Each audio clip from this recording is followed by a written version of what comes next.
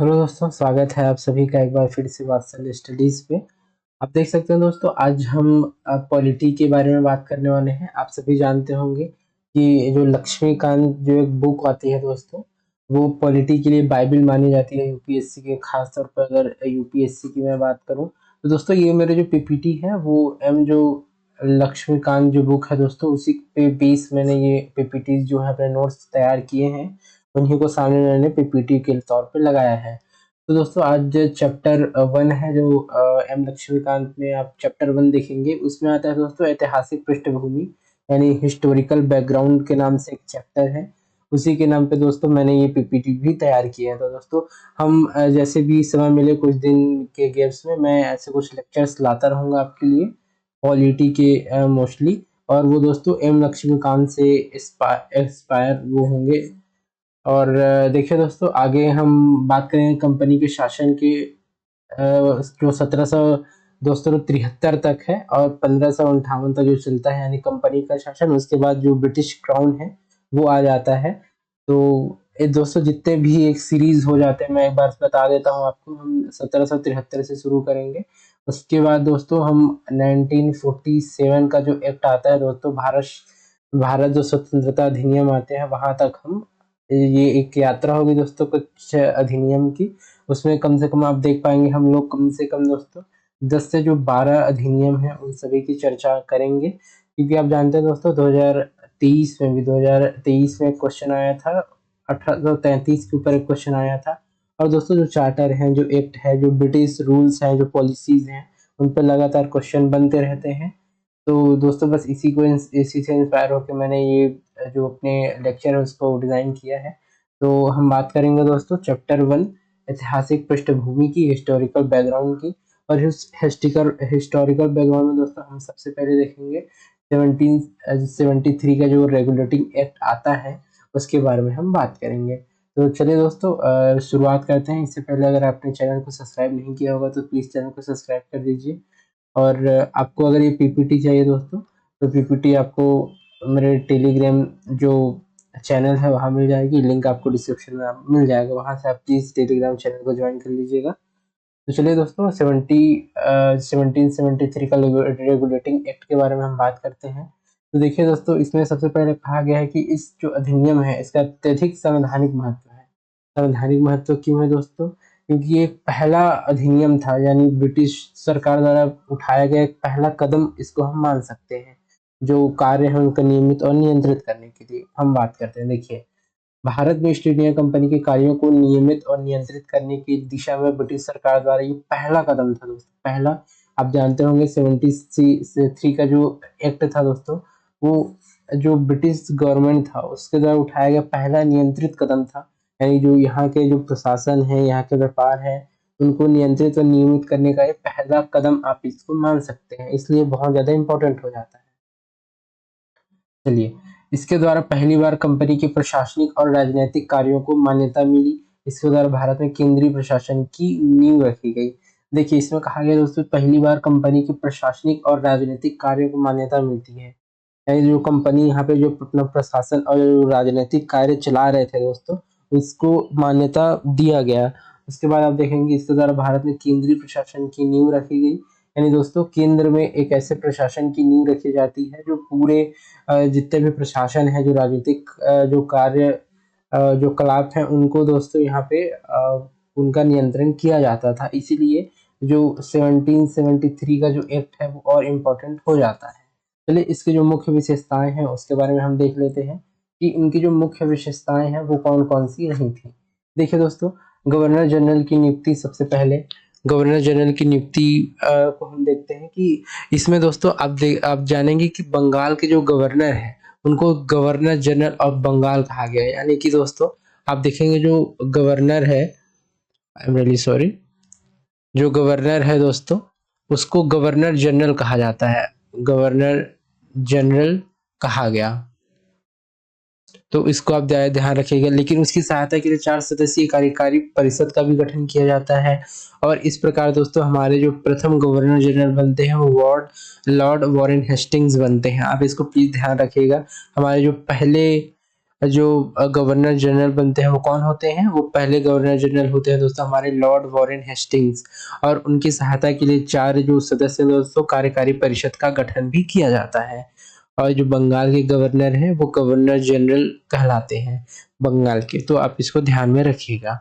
चलिए, प्रेसिडेंसियों का नियंत्रण, जो मद्रास और बम्बई प्रेसिडेंसी है दोस्तों अब बंगाल के गवर्नर जनरल के अधीन आने लगता है। आप देखेंगे कि जो पहले उसके तो दोस्तों उसके पहले क्या होता था, जो मद्रास और जो बम्बई के दोस्तों जो प्रेसिडेंसी है वो इसके अधिकार क्षेत्र में नहीं आते थे। लेकिन इस जो एक्ट है दोस्तों जो 1773 का रेगुलेटिंग एक्ट है, उसके बाद जो मद्रास और बम्बई के जो प्रेसिडेंसी है दोस्तों अब वो बंगाल के गवर्नर जनरल के अंतर्गत आने लगता है। इसके दोस्तों द्वारा सुप्रीम कोर्ट का भी गठन किया जाता है, यानी उच्चतम न्यायालय की स्थापना की जाती है 1774 में, यानी कि 1774 में कलकत्ता में एक सुप्रीम कोर्ट का भी यहाँ पे गठन किया जाता है। जिसमें दोस्तों एक जो है चीफ जस्टिस होते हैं, एक चीफ जस्टिस होते हैं और 3 जजेस होते हैं दोस्तों। आप देख पाएंगे यहाँ पे, देखिए एक मुख्य न्यायाधीश होते हैं और 3 अन्य न्यायाधीश का भी वहाँ पे प्रावधान किया जाता है। इसके बाद देखिए निजी व्यापार पर प्रतिबंध, कंपनी कर्मचारियों को निजी व्यापार, रिश्वत व उपहार लेना वर्जित कर दिया जाता है। देखिए दोस्तों किसी भी कंपनी में आप जानेंगे कि वहाँ पे भ्रष्टाचार बहुत अधिक मात्रा में होता है, तो उसी प्रकार दोस्तों यहाँ भी था। तो कंपनी जो कर्मचारी हैं दोस्तों निजी व्यापार करने में रिश्वत या जो उपहार वो लेते थे दोस्तों, तो उपहार लेना भी उनके लिए वर्जित किया गया। इसके बाद आप देखेंगे दोस्तों ब्रिटिश नियंत्रण में वृद्धि, कोर्ट ऑफ डायरेक्टर्स द्वारा कंपनी पर निगरानी रखा गया, राजस्व, नागरिक व सैन्य मामलों की रिपोर्ट ब्रिटिश सरकार को देना यहाँ पे अनिवार्य कर दिया गया। तो देखिए दोस्तों ये एक इम्पॉर्टेंट आपके लिए हो सकता है कि जो राजस्व, नागरिक व जो सैन्य मामले थे दोस्तों, रिपोर्ट जो है उनकी उसको ब्रिटिश सरकार को दिया जाने लगता है। तो यहाँ पे आप देख सकते हैं कि एक नियंत्रण है दोस्तों, नियंत्रण में यहाँ पे वृद्धि हो जाती है। चलिए हम आगे के और क्या-क्या प्रावधान है वो देखते ओके। तो दोस्तों जो 1773 है, यानी कि 1773 का जो रेगुलेटिंग एक्ट है, वो मुख्यतः दोस्तों जो जो 4-5 जो प्रावधान है उसके बारे में मैंने चर्चा की। आप देख सकते हैं गवर्नर जनरल की इनकी नियुक्ति की जाती है, प्रेसिडेंसियों का नियंत्रण। तो दोस्तों रेगुलेटिंग एक्ट के ये मोटे-मोटे 4 से 5 प्रावधान हैं। और दोस्तों ये आप देख सकते हैं कि मैंने इसको शॉर्ट फॉर्म में आपको समझाने की कोशिश की, शॉर्ट फॉर्म में। और आपको ये पीपीटी दोस्तों मेरे टेलीग्राम चैनल में भी मिल जाएगा, तो आप उसको वहाँ पे ज्वाइन कर सकते हैं ताकि ये जो शॉर्ट नोट्स है दोस्तों आपको वहाँ पे अवेलेबल हो पाए। चलिए आगे हम दोस्तों जो 1784 का जो पिट्स इंडिया एक्ट है उसके बारे में बात करते हैं। आप सभी जानते होंगे कि बहुत सारे जो रेगुलेटिंग एक्ट है वो आते हैं, यानी 1773 में देखा, 1784 की हम बात कर रहे हैं। तो ये दोस्तों जो एक्ट है, जो पिट्स इंडिया एक्ट हम 1784 को कहते हैं, उसके पृष्ठभूमि के बारे में सबसे पहले जानते हैं। देखिए जो दोस्तों 1773 के रेगुलेटिंग एक्ट है उसकी जो कमियां रह गई थी, उसको कमियों को दूर करने के लिए ही 1784 का यानी कि 1784 का पिट्स इंडिया एक्ट पारित किया जाता है।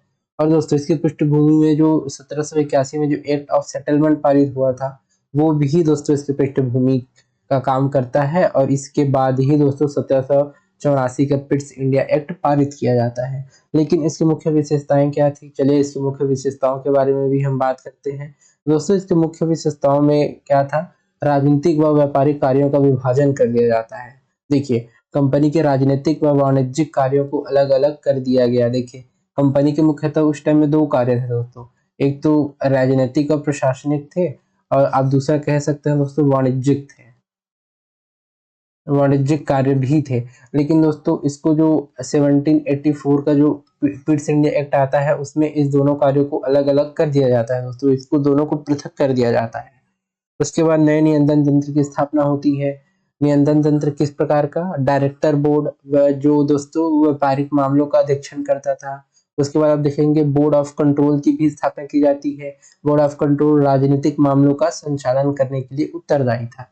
दोस्तों एक बात और ध्यान रखने के योग्य है कि सबसे पहले द्वैध शासन जो प्रणाली थी, द्वैध शासन प्रणाली को आप मान सकते हैं कि एक 2 स्तर की जो शासन प्रणाली होती है दोस्तों, हम प्रशासन आप देख सकते हैं कि 2 स्तरों में चलती है। एक आप मान सकते हैं केंद्रीय स्तर पर, प्रांतीय स्तर पर, या आप द्विसदनीय जो वो हमारे विधायिका प्रावधान है वो भी आप उस प्रकार भी आप देख सकते हैं। तो द्वैध शासन प्रणाली की शुरुआत की गई थी 1784 के पिट्स इंडिया में। तो आप इसको ध्यान में रख सकते हैं दोस्तों कि डायरेक्टर ऑफ बोर्ड की जो दोस्तों डायरेक्टर ऑफ बोर्ड की भी गठन किया जाता है। ये जो व्यापारिक मामले हैं उनका देखरेख करता है दोस्तों। और बोर्ड ऑफ कंट्रोल की भी गठन किया जाता है दोस्तों, जो राजनीतिक जो मामले हैं वो इनके अंदर आते हैं। इसमें ध्यान रखिएगा जो डायरेक्टर ऑफ बोर्ड्स है दोस्तों, वो व्यापारिक जो मामले हैं उन पे ध्यान रखता था, अधीक्षण करता था। और उसके बाद बोर्ड ऑफ कंट्रोल हो गया, राजनीतिक मामलों का अधीक्षण, निर्देशन और उसके संचालन करता था। और इसमें दोस्तों द्वैध जो शासन प्रणाली है, द्वैध शासन प्रणाली वो भी यहाँ सुर्खियों में आती है, तो आप इसको भी ध्यान रखिएगा। चलिए इसकी और क्या विशेषताएं हैं उसके बारे में हम बात करते हैं। देखिए बोर्ड ऑफ कंट्रोल की शक्तियां, यानी भारत में सभी नागरिक, सैन्य, राजस्व व प्रशासनिक मामलों का नियंत्रण।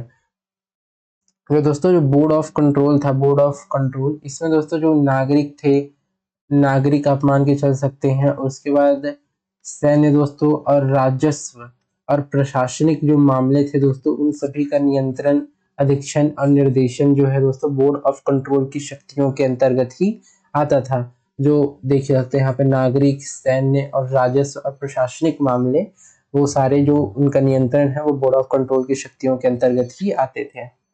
उसके बाद देखते हैं दोस्तों इस जो 1784 का जो पिट्स इंडिया एक्ट है उसका महत्व क्या है। उसका महत्व क्या है दोस्तों, सबसे पहले देखिए पहली बार भारत में कंपनी शासित क्षेत्र को ब्रिटिश आधिपत्य का क्षेत्र कहा जाता है दोस्तों। ब्रिटिश आधिपत्य यानी कि देखिए जो कंपनी है दोस्तों, कंपनी तो अलग थी और जो सरकार था वो भी अलग था। जो ब्रिटिश कंपनी थी, ब्रिटिश सरकार था, लेकिन दोस्तों इसमें कहा गया जो ब्रिटिश के जो आधिपत्य क्षेत्र है, यानी जो कंपनी के आधिपत्य क्षेत्र है, आधिपत्य क्षेत्र यानी कंपनी ने आधिपत्य की है दोस्तों, वो ब्रिटिश सरकार के भी कहे जाएंगे, यानी कि ब्रिटिश आधिपत्य उनको, ब्रिटिश आधिपत्य का क्षेत्र उनको कहा जाएगा। जैसे कि आप देख लीजिए, मान लो गोवा को एग्जांपल लीजिए कि गोवा को अगर ब्रिट कंपनी ने वो आधिपत्य किया दोस्तों, तो उनको कंपनी के आधिपत्य क्षेत्र के, यानी कि ब्रिटिश आधिपत्य क्षेत्र के अंतर्गत ही इसको माना जाएगा। ऐसे यहाँ पे प्रावधान किए गए। तो चलिए हम इसके बाद देखेंगे ब्रिटिश सरकार को कंपनी का पर पूर्ण नियंत्रण प्राप्त हुआ। यानी जो ब्रिटिश सरकार है दोस्तों, जो कंपनी है, अब देखिए जो कंपनी है दोस्तों, ईस्ट इंडिया कंपनी आप सुने होंगे। कंपनी वो तो थी भारत में जो अपना कार्य कर रही थी दोस्तों, लेकिन लंदन में या तो आप देख सकते हैं जो उनका वो ब्रिटेन में दोस्तों, वहां पे इनके सरकार जो थी उस टाइम, सरकार आप मान सकते हो जो ब्रिटिश सरकार थी दोस्तों, वो कंपनी अब ब्रिटिश सरकार के अंतर्गत आने लगी और उसका पूर्ण नियंत्रण हो गया, सरकार का पूर्ण नियंत्रण आप कंपनी में इसको मान सकते हैं। पूर्ण नियंत्रण हुआ कौन से एक्ट में, 1784 के जो पिट्स इंडिया एक्ट था दोस्तों, वहां पे इसका पूर्ण नियंत्रण स्थापित हो जाता है कंपनी पर, जो ब्रिटिश सरकार है उनका।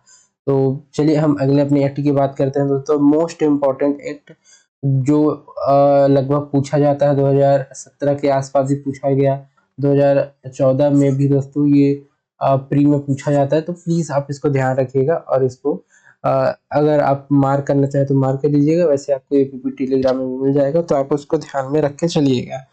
तो चलिए दोस्तों हम इसके जो पृष्ठभूमि है उसके बारे में बात करते हैं। तो सबसे पहले दोस्तों इसकी पृष्ठभूमि का कार्य कौन करता है। देखिए इसकी पृष्ठभूमि का कार्य करता है दोस्तों ईस्ट इंडिया कंपनी का चार्टर, जो हर 20 वर्षों में नवीनीकरण जो होता था, इसके अंतर्गत ही ये जो 1813 का जो चार्टर था वो आया था। देखिए यह अधिनियम कंपनी के अधिकारों को 1833 तक बढ़ाने के लिए पारित किया गया था। यानी कि जो कंपनी के अधिकार थे, अब देखते हैं कि जो दोस्तों जो हमने 1784 में बात किया, तो जो पूर्ण नियंत्रण कंपनी पे सरकार का स्थापित हो गया था, ब्रिटिश सरकार का, लेकिन कंपनी के कुछ ऐसे भी अधिकार थे जिसको 1833 तक बढ़ाने के लिए इसको पारित किए गए। कौन कौन से अधिकार में हम देखते हैं। देखिए मुख्य विशेषताएं क्या है, 1813 के जो चार्टर था उसकी मुख्य विशेषताएं क्या है दोस्तों। देखिए व्यापारिक एकाधिकार समाप्त किया गया। कैसे किया गया, देखिए ईस्ट इंडिया कंपनी का भारत के साथ व्यापार पर एकाधिकार जो था दोस्तों समाप्त कर दिया गया। और कहा गया दोस्तों कि जो ब्रिटेन के और जो व्यापारी वर्ग हैं और जो कंपनीज हैं उनको भारत के लिए खोल दिया जाता है। जो कंपनी है दोस्तों, जो विभिन्न कंपनी है जो ब्रिटेन में और थी, उनका दरवाजा भारत के लिए खोल दिया जाता है और वो भी कंपनी आके भारत में व्यापार कर सकती थी। आप देखेंगे जॉइंट स्टॉक कंपनी का भी एक अवधारणा आता है। इसमें आप कहेंगे कि एक ही क्षेत्र में दोस्तों जॉइंट स्टॉक जो कंपनी थी, उसमें ये अवधारणा थी कि एक ही क्षेत्र में दोस्तों कोई एक क्षेत्र हो जाता है, कोई एक ही क्षेत्र में एक ही देश की विभिन्न कंपनियां नहीं आके वो वहाँ के व्यापार नहीं कर सकती थी। वहाँ अलग अलग जो कंपनियां थी अलग अलग देशों की, वो भले व्यापार करें लेकिन एक ही देश की जो कंपनी थी व्यापार नहीं कर पाती थी। तो इस प्रकार आप देख सकते हैं दोस्तों कि यहाँ कहा गया कि भारत के साथ जो व्यापार होगा दोस्तों, वहां पे एकाधिकार जो है वो उसको समाप्त कर दिया जाता है, एकाधिकार को समाप्त कर दिया जाता है। लेकिन दोस्तों जो एकाधिकार तो समाप्त कर दिया गया, लेकिन दोस्तों जो चीन के साथ व्यापार है और जो चाय का व्यापार है वो अभी भी ब्रिटिश आधिपत्य में रहा। यानी कि जो ब्रिटिश बोलता हूँ दोस्तों, सॉरी, कंपनी के, यानी कि जो ईस्ट इंडिया कंपनी थी दोस्तों, वो अभी भी चीन के ऊपर जो व्यापार, चीन के साथ जो व्यापार करती थी और जो चाय का व्यापार करती थी, अभी भी उनका एकाधिकार बरकरार रहा। तो आप इसको देख पाएंगे। भारत, देखिए ये दो चीजें हैं दोस्तों, यहाँ पे मैं एक बार और फिर से क्लियर करना चाहूंगा। देखिए भारत के साथ व्यापार पर एकाधिकार समाप्त कर दिया गया, यानी कि भारत के साथ जितने भी व्यापार होते हैं वो सिर्फ कंपनी नहीं करेगी। अब जो ब्रिटेन की जो विभिन्न कंपनियां हैं वो भी यहाँ आके व्यापार कर सकती हैं।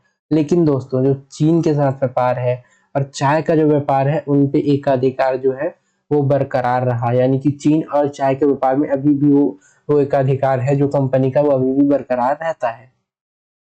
चलिए, अब भारतीयों को व्यवसाय की अनुमति। अब देखिए दोस्तों, अब भारतीयों और यूरोपियनों को भारत में व्यापार करने की अनुमति मिली। मैंने आपको बताया दोस्तों कि व्यापार, जो व्यापारी हैं उनके लिए भारत का दरवाजा खोल दिया जाता है।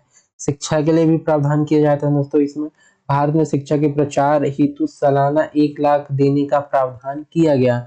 भारत में दोस्तों आप जानते हैं ईसाई मिशनरीज जो आए, जो आधुनिक शिक्षाएं आई, जो आप समझ सकते हैं, जो दोस्तों आप समझ सकते हैं जो साहित्यिक कृतियां हैं, जो साहित्यिक जो प्रक्रिया है, उसके लिए दोस्तों भारतीय भारतीय जो शिक्षा है उसके लिए दोस्तों 1 लाख देने का, 1 लाख जो आप समझ सकते हैं, 1 लाख जो एक राशि थी उसको देने का प्रावधान यहाँ पे सालाना किया जाता है। उसके बाद देखिए दोस्तों, धार्मिक प्रचारकों को अनुमति दिया गया, यानी जो भारत में ईसाई मिशनरी थे वो धार्मिक प्रचार और स्कूल खोलने की उनको अनुमति मिल जाती है। यानी कि दोस्तों जो ईसाई मिशनरी है वो भारत में आके अपने धार्मिक प्रचार और स्कूल को खोलने के लिए अब वो आ सकते थे।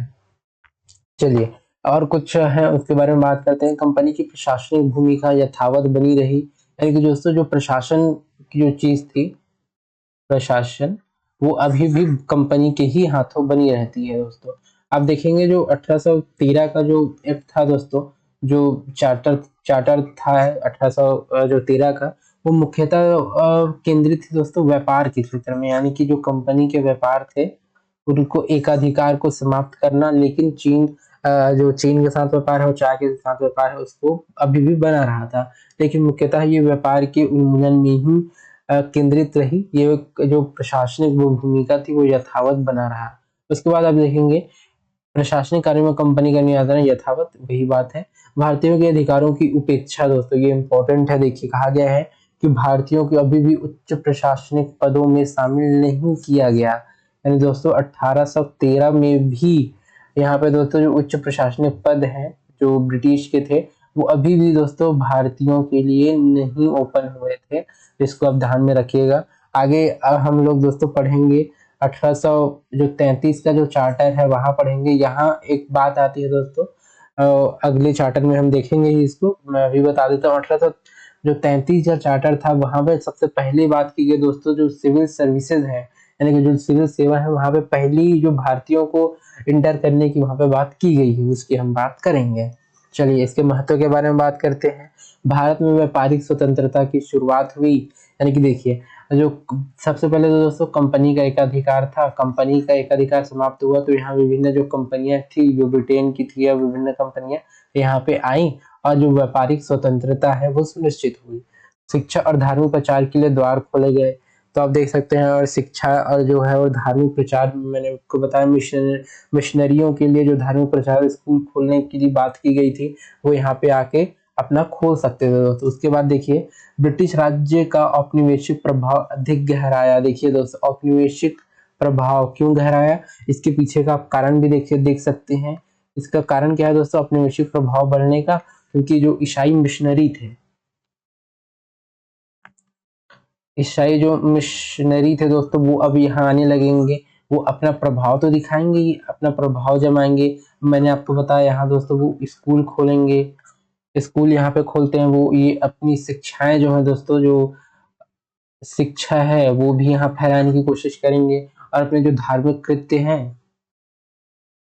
कृत्य हैं उनके अनुसार वो आचरण भी करेंगे। तो इस प्रकार आप देखेंगे दोस्तों कि सूक्ष्म सूक्ष्म रूप से औपनिवेशिक जो प्रभाव है वो भारत पे और अधिक गहराता है यहाँ पे। तो आप इसको ध्यान में रखिए कि जो 1833 का चार्टर था, वो सॉरी 1813 का चार्टर था, वो तो व्यापारिक जो एक एकाधिकार है वो तो समाप्त किया ही साथ दोस्तों जो औपनिवेशिक प्रभाव है, औपनिवेशिक जो प्रभाव है दोस्तों, वो भी कहीं ना कहीं गहराता चला जाता है। तो आप इसको देखेंगे दोस्तों। अब हम एक और इम्पोर्टेंट जो अभी 2 साल पहले ही पूछा गया, 2030 प्री का एक क्वेश्चन था दोस्तों, 1833 के ही वो चार्टर पे, एक्ट पे आप कह सकते हैं कि वो रिलेटेड था उससे। इसके बारे में और बात करेंगे, तो चलिए 1833 के चार्टर के ऊपर बात करते हैं। तो देखिए दोस्तों, 1833 का जो चार्टर अधिनियम था, वो सबसे पहले कहता है कि इसका महत्व क्या है। ब्रिटिश भारत में केंद्रीकरण की दिशा में निर्णायक कदम उठाया जाना, कंपनी के व्यापारिक स्वरूप का अंत हो जाना। मैंने आपको बताया 1813 में दोस्तों कंपनी का जो एकाधिकार था वो तो खत्म हो गया। मैंने कई बार बताया आपको, अब दिमाग में बस जाना चाहिए आपके। लेकिन दोस्तों उस समय क्या हुआ था, चीन के साथ व्यापार और जो चाय के व्यापार थे वो तो यथावत बने रहेंगे, याद करिए आप। लेकिन दोस्तों 1833 का जो चार्टर आता है, वो चीन और जो चाय के साथ व्यापार जो पहले से बना रहा, उस एकाधिकार को भी समाप्त कर किया जाता है। यहाँ पे देखिए, उस जो एकाधिकार था चाय और चीन पे, उसको भी 1833 के चार्टर में खत्म कर दिया जाता है। आप इसको ध्यान में रखिए।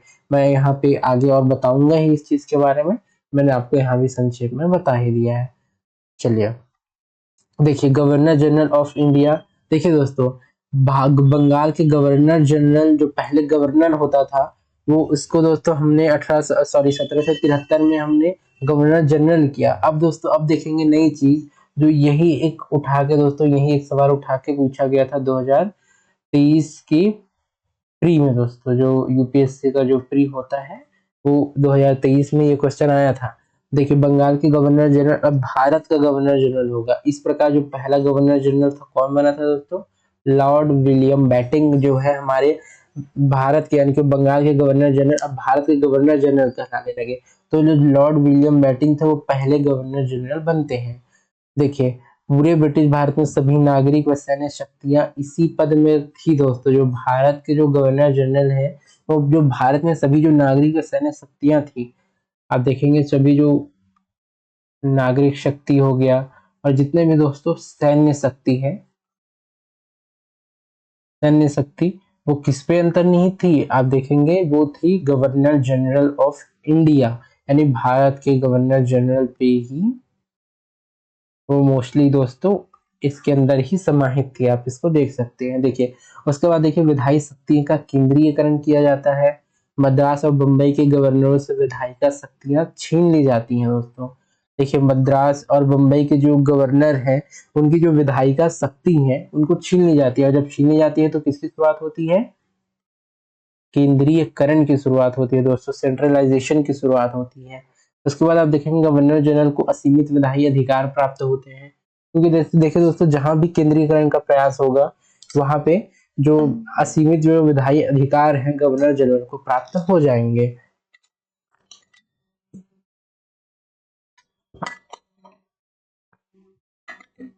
चलिए हम आगे प्रावधानों में बात करते हैं। मैंने जो बताया दोस्तों आपको, वही यहाँ पे बात की गई है। व्यापारिक कार्यों की समाप्ति हो गई। ईस्ट इंडिया कंपनी में व्यापारिक कार्य पूर्णतः समाप्त हो गए। जो पहले चीन के साथ व्यापार और जो चाय के साथ व्यापार बने हुए थे दोस्तों 1813 के चार्टर में, लेकिन 1833 का जो चार्टर है उसमें इसको भी खत्म कर दिया जाता है। अब वो दोस्तों उसके पूर्णतः उसके व्यापारिक कार्यों को समाप्त कर दिया जाता है। देखिए, अब केवल कंपनी प्रशासनिक संस्था बनकर ही रह जाती है। अब देखिए दोस्तों, अब वो एक व्यापारिक संस्था नहीं रह जाती, एक व्यापारिक संस्था नहीं है वो, अब एक प्रशासनिक संस्था बन के रह जाती है। क्योंकि जो ब्रिटिश जो दोस्तों जो आप समझ सकते हैं जो ब्रिटिश सरकार है वो उन्होंने प्रशासनिक संस्था में इसको परिवर्तित कर दिया जाता है, क्योंकि अब ये व्यापारिक इसका एकाधिकार तो समाप्त हो गया। 1813 में आपके चीन और चाय के साथ व्यापार रहते हैं, बाकी एकाधिकार समाप्त हो जाते हैं, और 1833 में वो भी समाप्त कर दिए जाते हैं। देखिए मैंने आपको बताया था पिछले साल में सिविल सेवा में भारतीयों की भागीदारी की बात की जाती है, खुली प्रतियोगिता से भर्ती की बात की जाती है दोस्तों, और कहा गया कि भारतीय किसी पद के लिए अयोग्य नहीं होंगे, यानी कि भारतीय किसी भी पद के लिए अयोग्य नहीं होंगे, यानी कि भारतीयों को पद पर लिए जाने की बात भी यहाँ पे करने लगी। लेकिन डायरेक्टर्स के विरोध के कारण ये लागू नहीं हो सकता।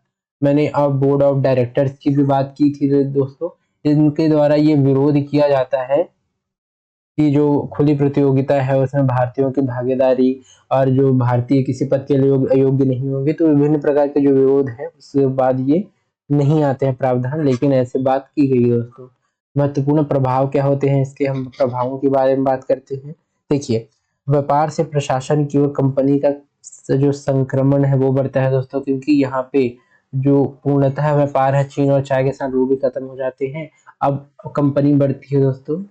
देखिए एक कंपनी का, ये देखिए कंपनी अब व्यापार में थी, अब क्योंकि व्यापार इसका खत्म हो जाता है दोस्तों, तो ये प्रशासनिक अपने जो ध्यान है उस पे केंद्रित हो जाती है, यानी कि अब व्यापार से प्रशासन में ये अपना नियंत्रण स्थापित करने लगती है। उसके बाद देखिए विधायी और प्रशासनिक केंद्रीयकरण को बढ़ावा दिया जाता है, क्योंकि दोस्तों जो देखिए अब कंपनी में व्यापार तो रहा नहीं, और व्यापार नहीं रहा तो प्रशासनिक और विधायी केंद्रीकरण में ही अपना नियंत्रण स्थापित करने की वो कोशिश करते हैं।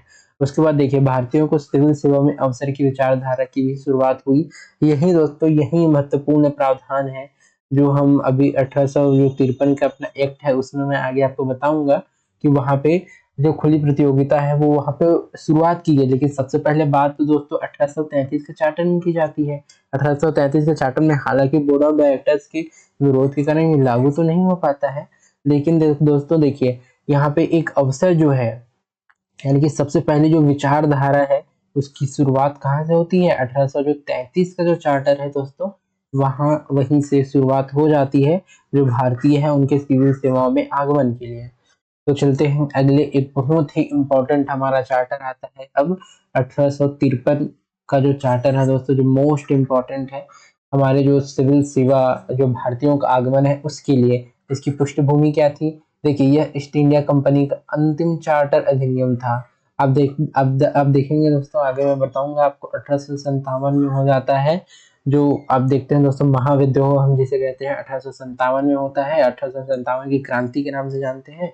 और उसके बाद तो दोस्तों जो 1858 का जो चार्टर आता है मैं आगे इसको और बताऊंगा। 1858 का जो चार्टर आता है उसके बाद जितने भी जो विधायी प्रशासनिक सरकार है दोस्तों अब जो क्राउन के आधार पर चलते हैं, यानी कि क्राउन के नाम से चलते हैं। वो ब्रिटिश ताज है दोस्तों, ताज के नाम पे चलते हैं, ना कि वो कंपनी के नाम पे चलते हैं। देखिए वो कंपनी के नाम पे नहीं चलते, वो ताज के नाम पे चलते हैं। इसलिए आप देखेंगे जो 1800 जो 53 का जो चार्टर था दोस्तों, 1853 का चार्टर वो कंपनी का अंतिम चार्टर होने वाला था।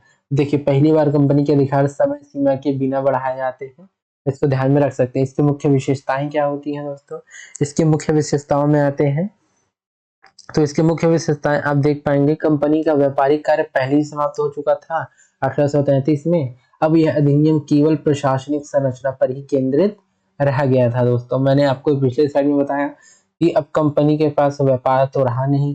अब व्यापार नहीं रहा तो दोस्तों वो किस पे ध्यान केंद्रित करेंगे, अपने विधायी और प्रशासनिक शक्तियों में ही अधिक ध्यान वो केंद्रित करेंगे। चलिए फिर अधिक पुनर्गठन की बात की गई, केंद्रीय विधायिका की। केंद्रीय विधायिका का पुनर्गठन किया जाता है। गवर्नर जनरल की कार्यकारी परिषद को विधायी और कार्यकारी कार्यों में विभाजित किया गया। देखिए गवर्नर जनरल की जो शक्ति है दोस्तों, आप देख सकते हैं कि जो गवर्नर जनरल है, सॉरी गवर्नर जनरल की जो शक्ति है दोस्तों, इसको दो आधार इसके बनाया गया। सबसे पहले तो इसको विधायी कहा गया और उसके बाद इसको कार्यकारी कहा गया। कार्यकारी और विधायी जो शक्तियां हैं उसमें इनको विभाजित किया जाता है। उसके बाद देखिए विधायी कार्य हेतु नए सदस्य जोड़े गए। इसमें भारतीय विधायिका का बीजोरोपण इसको माना जाता है। जो 1853 है दोस्तों मोस्ट इम्पोर्टेंट, क्योंकि यहाँ यहीं पे एक सबसे पहले एक अवधारणा आई थी कि हम केंद्रीय विधायिका का जब पुनर्गठन करते हैं तो भारतीयों को भी उसमें कहीं ना कहीं हम उसमें अंतर्गत उसमें ले, या आप ऐसा मान सकते हैं कि भारतीय विधायिका यानी विधायी शक्तियां जो है, जो किसमें नियंत्रित जो उनका नियंत्रण कहाँ रहेगा उसकी बात की गई दोस्तों। भारतीय विधायिका के सबसे पहले बीजरोपण यहाँ से आप 1857 के चार्टर से आप इसको मान सकते हैं। चलिए भाई, मैंने आपको बताया सिविल सेवा में प्रतियोगी परीक्षाओं की बात की गई। कब बात की? 1853 के चार्टर में। तो यही यहाँ बात की गई दोस्तों की सिविल सेवा में भर्ती हेतु पहली बार खुली प्रतियोगी परीक्षा की शुरुआत की जाती है। खुली प्रतियोगिता परीक्षा के बाद की परीक्षा की शुरुआत कब की गई? 1853 में। लेकिन दोस्तों सबसे पहले इसकी अवधारणा कब आई थी? अवधारणा कब आई थी? 1833 के चार्टर में। देखिए, दो क्वेश्चन बन सकते हैं दोस्तों। सबसे पहले कि सिविल सेवा में भारतीयों के आगमन की अवधारणा कब आई? अवधारणा की अगर कोई बात करेगा तो आप बोलेंगे 1833 में ये अवधारणा आई थी। लेकिन सबसे पहले खुली प्रतियोगी परीक्षाओं में सिविल सेवा में भारतीयों को आगमन को सबसे पहले कब शुरू किया गया? तो वो दोस्तों 1833 में शुरू किया गया, सॉरी 1853 में शुरू किया गया। 1833 में क्यों नहीं हो पाया? क्योंकि यहाँ पे जो बोर्ड और जो डायरेक्टर्स हैं दोस्तों, उनका विरोध हुआ था, उनके द्वारा विरोध किया गया था, इसलिए ये अपने जो एग्जीक्यूशन के जो स्तर तक नहीं पहुंच पाई थी। देखिए, यह प्रणाली सभी नागरिकों भारतीय अंग्रेज दोनों के लिए खुली थी। यानी दोस्तों आप देख सकते हैं जो भारत है उसके लिए सबसे पहले खुली प्रतियोगी परीक्षाओं की शुरुआत की जाती है। चलिए, अब उसको देखिए दोस्तों, प्रांतीय प्रतिनिधित्व की शुरुआत, यानी विधायिका में बम्बई, मद्रास, बंगाल, उत्तर पश्चिमी प्रांतों में से सदस्य शामिल किए गए। उसके बाद देखिए दोस्तों, धर्म संबंधी नीति की पुष्टि। कंपनी की नीति पुनः स्पष्ट की गई कि वह भारत में किसी भी विशेष धर्म का समर्थन या प्रसार नहीं करेगी। आप प्राच्य बात सुने होंगे कि पुरानी जो संस्कृति है ब्रिटिशर्स द्वारा वहां पे उसका प्रसार करने उसकी बात की जाती है, लेकिन विशेष धर्म का कोई यहाँ पे व्याख्यान या उसका समर्थन नहीं किया जाता है।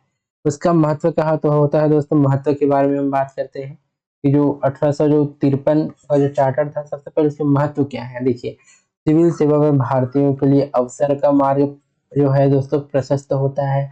भारतीय विधायिका का प्रारंभिक स्वरूप स्थापित हुआ।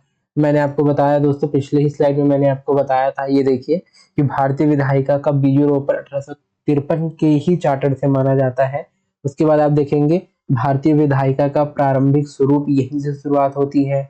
इसके बाद आप देखें दोस्तों, प्रशासनिक और विधायी कार्यों के बीच संगठित इसका विभाजन। मैंने आपको बताया जो गवर्नर जनरल था दोस्तों, गवर्नर जनरल के दो अधिकार क्षेत्र थे, एक तो विधायी था और एक कार्यकारी था। तो इसके दोस्तों जो संगठित विभाजन है वो भी यहाँ पे देखा जाता है। तो आप इसके महत्व के बारे में भी यहाँ पे देख सकते हैं। चलिए फिर एक मोस्ट इम्पॉर्टेंट 1858 के चार्टर के बारे में बात करते हैं। सबसे पहले मैंने आपको बताया जो प्रथम स्वतंत्रता संग्राम हम जिसको कहते हैं दोस्तों, 1857 की क्रांति, 1857 की जो विद्रोह हुआ था उसके बाद इसको सबसे पहले लाया गया था। इसका उद्देश्य क्या था? कंपनी शासन समाप्त कर ब्रिटिश ताज के अधीन शासन स्थापित करना। देखिए दोस्तों, अब हम बात करेंगे 1858 से लगभग मैं 1947 तक का सफर आपके साथ अभी इस लेक्चर में तय करने वाला हूँ। तो 1947 तक का दोस्तों आप देखेंगे कि जो 1858 से 1947 तक का जो है वो ताज के अधीन रहता है दोस्तों। अब क्राउन के अधीन रहेगा वो। अभी तक हमने जो देखा, मैंने आपको 1700 से 73 से लगभग मैंने बात की आपसे 1853 तक दोस्तों। ये क्या था? ये कंपनी के अधीन था। कंपनी के अधीन ये लाए गए थे दोस्तों। जितने भी चार्टर हैं वो कंपनी के अधीन लाए गए थे। लेकिन जो 1858 से 1947 की मैं बात करूंगा दोस्तों, वो ताज के अधीन होते हैं, यानी कि ब्रिटिश सरकार के अधीन होते हैं, क्राउन के अधीन होते हैं, जो विक्टोरिया है उनके अधीन होते हैं। तो आप इसको ध्यान में रखिएगा कि ब्रिटिश ताज के अधीन इसको लाया जाता है। तो चलिए इसके और अब जो महत्वपूर्ण जो प्रावधान है उसके बारे में हम बात करते हैं। इनकी विशेषताएं क्या है? देखिए, कंपनी शासन का अंत होता है। मैंने आपको बताया कंपनी शासन के अंत ईस्ट इंडिया कंपनी समाप्त हो जाती है। शासन की सभी शक्तियां ब्रिटिश क्राउन महारानी विक्टोरिया को स्थानांतरित कर दिया जाता है और क्राउन के अधिकार क्षेत्र में सारी चीजें आ जाती है और क्राउन के नाम से ही दोस्तों यहाँ पे शासन आरंभ किया जाता है। देखिए, गवर्नर जनरल को बनाया जाता है दोस्तों वायसराय। देखिए, बहुत सारे ट्रांजिशन है। मैंने आपको विलियम बैटिंग के बारे में बताया, मैंने Warren Hasting Lord Warren Hastings के बारे में बताया जो गवर्नर से गवर्नर जनरल बन जाता है। फिर 1833 में मैंने आपको बताया जो बंगाल के गवर्नर जनरल हैं वो पूरे भारत के गवर्नर जनरल के बारे में वो बन जाते हैं। लेकिन 1858 में क्या होता है, एक इम्पॉर्टेंट चीज दोस्तों जो बहुत ही इम्पोर्टेंट है आप सभी के लिए, इसमें कहा गया कि जो गवर्नर जनरल है दोस्तों अब उसको वायसराय कहा जाने लगा, वायसराय। और इस तरह से हमारे पहले वायसराय कौन थे, देखिए प्रथम वायसराय थे लॉर्ड कैनिंग। जो हमारे लॉर्ड कैनिंग तो प्रथम वायसराय बनते हैं। देखिए मैंने आपको ये तो बता दिया कि महारानी के नाम से चलाया जाने लगा भारत का शासन, और लेकिन गवर्नर जनरल का पद नाम देखिए दोस्तों, यहाँ पे एक और इम्पोर्टेंट चीज जो मैंने अभी अभी आपको बताई, गवर्नर जनरल का पद नाम अब हो गया वायसराय। और इस तरह से दोस्तों वायसराय जो भारत के प्रथम वायसराय कौन बने, लॉर्ड कैनिंग बने। तो आप इसको ध्यान में रख के चलिएगा। उसके बाद देखिए द्वैध शासन प्रणाली का अंत किया गया।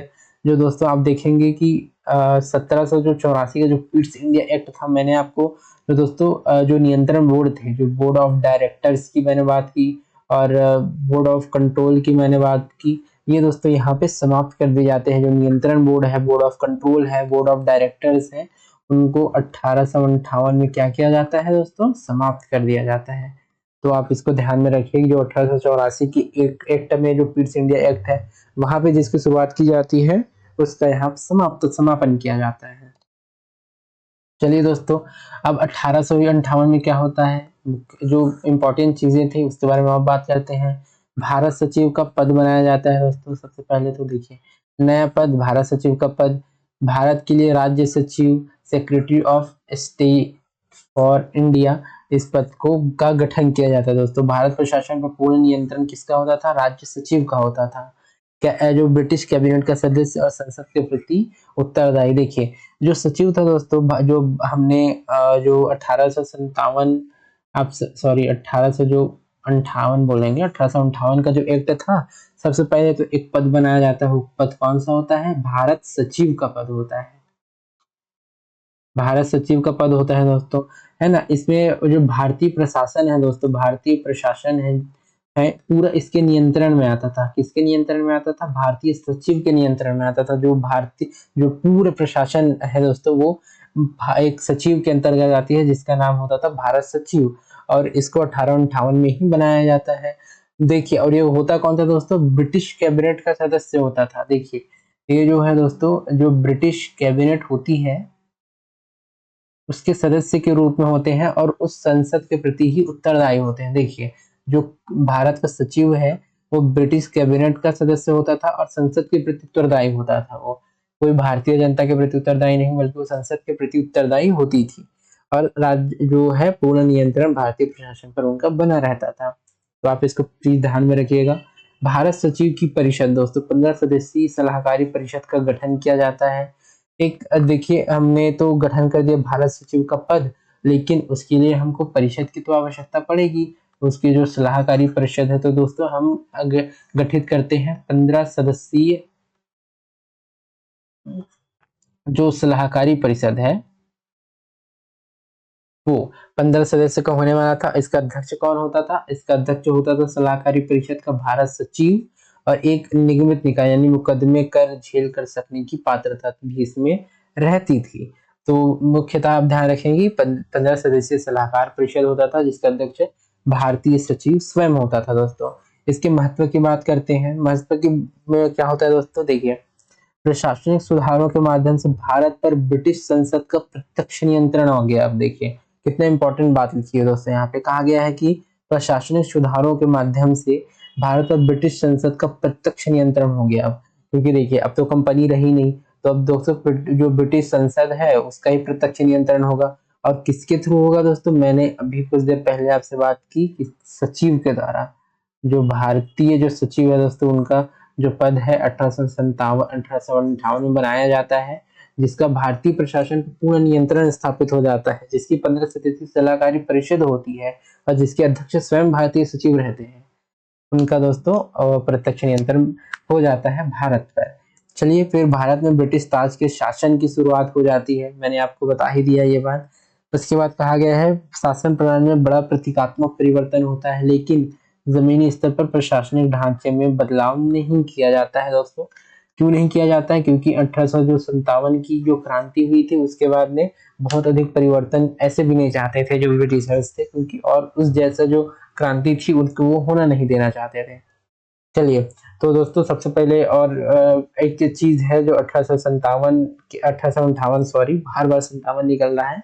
1858 में सबसे इम्पोर्टेंट चीज क्या होती है, एक क्रोनोलॉजी में अब और आपको समझा देता हूँ।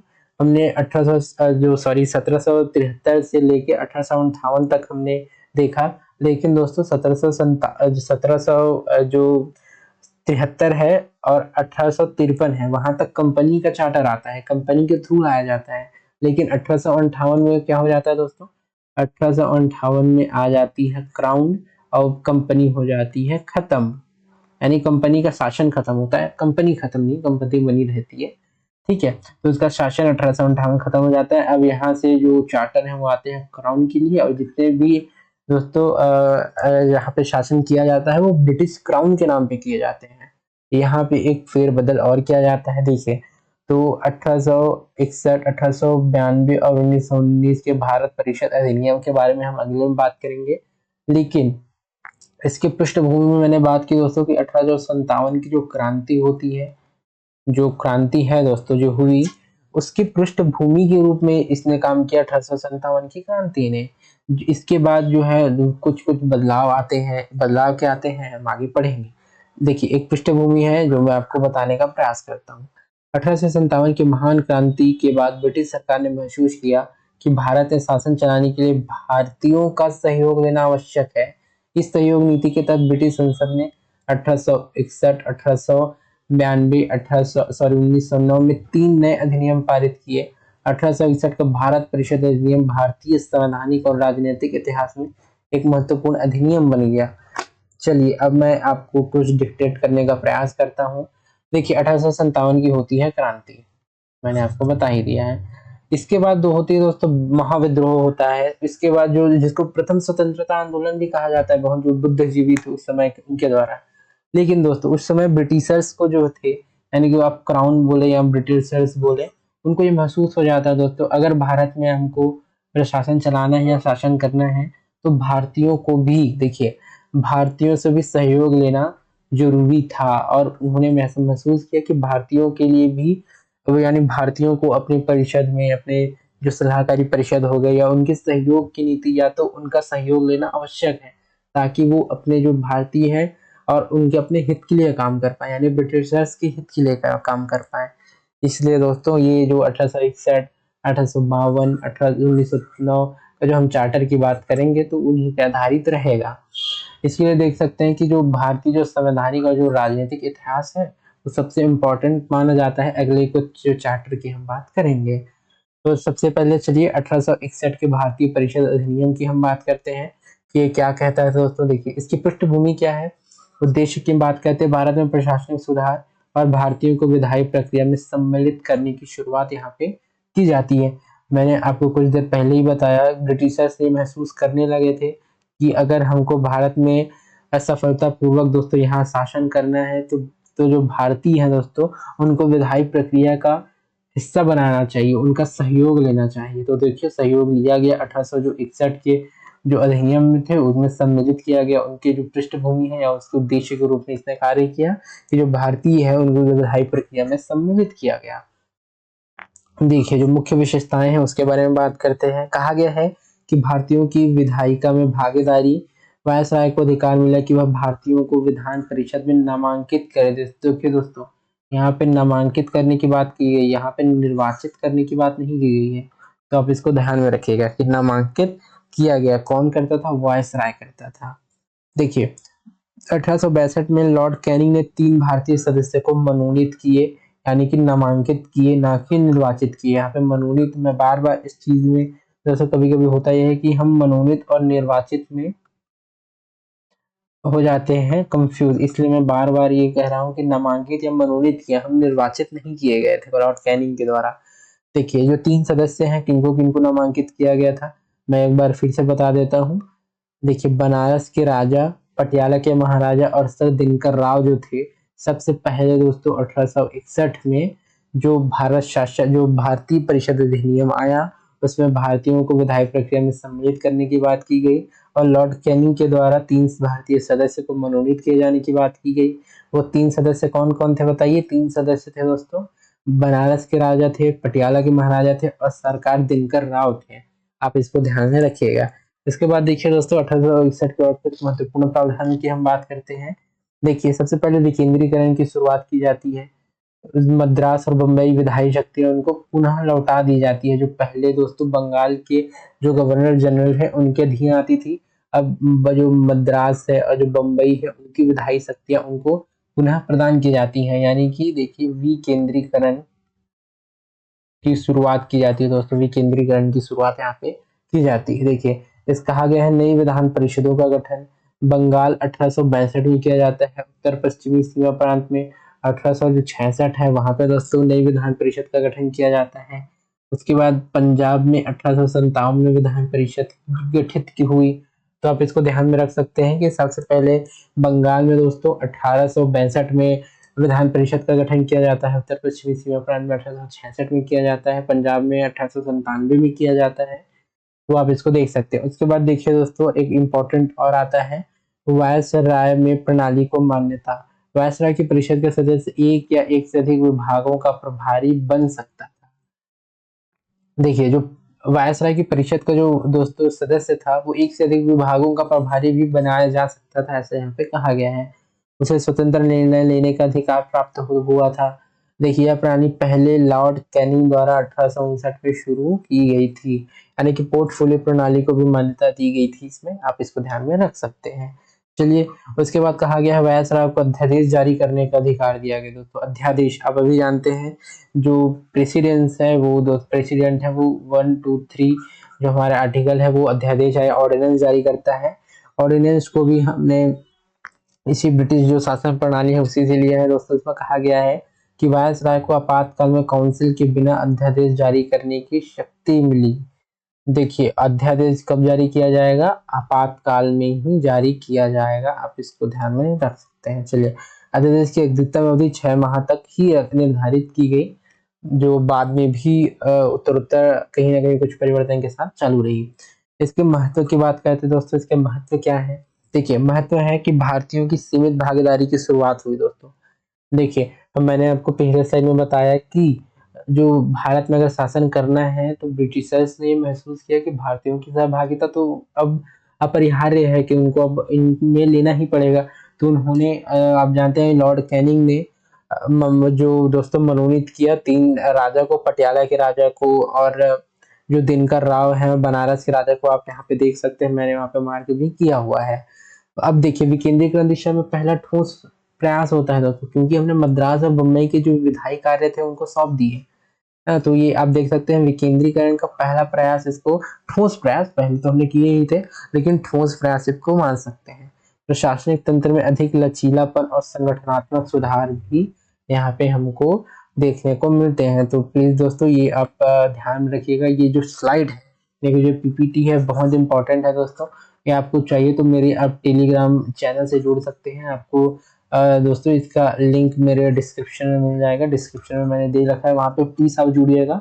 और उसको दोस्तों वहाँ पे जो पीपीटी जो अपलोड होती है वो अपडेट्स जो अपलोड होते रहते हैं उसके बारे में आप वहाँ पे देख पाएंगे, अपडेट्स ले पाएंगे।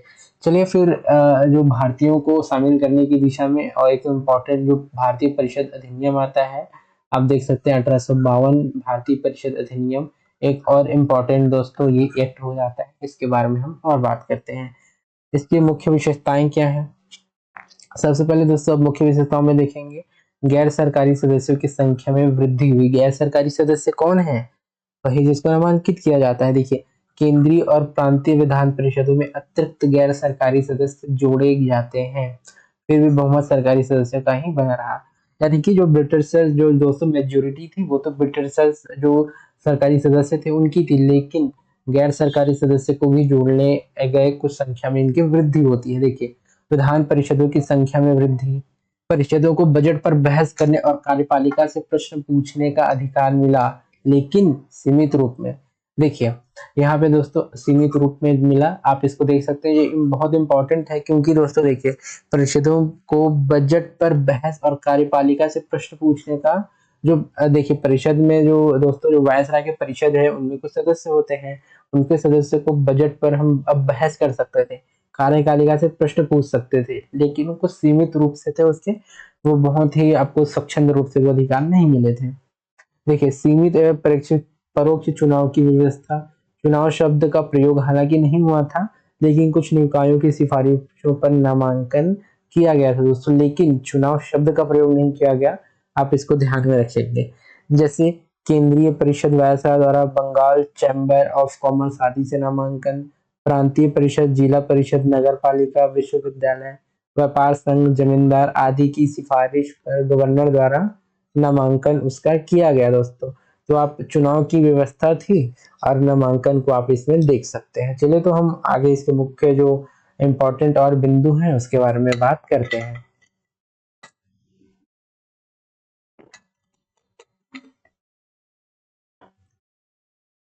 देखिए 1897 का जो भारत परिषद जो अधिनियम था उसमें दोस्तों मोटा मोटी इतने ही बिंदु थे, मैंने आपको बता दिए। अब हम चलते हैं मोस्ट इम्पोर्टेंट दोस्तों, जो आप देखेंगे अगर आप पीवाईक्यू अगर देखते होंगे लगातार, तो इम्पोर्टेंट है 1919 का सुधार और 1909 का सुधार, जिसको हम मॉर्ले मिंटो सुधार के नाम से जानते हैं, इनको हम मॉन्टेग्यू चेम्सफोर्ड रिफॉर्म के नाम से भी जानते हैं।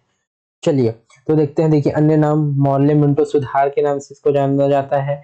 और मॉर्ले जो है उस समय भारत के सचिव थे और मिंटो थे वायसराय, इसलिए इसको जो मॉर्ले मिंटो रिफॉर्म है उसके नाम से जाना जाता है।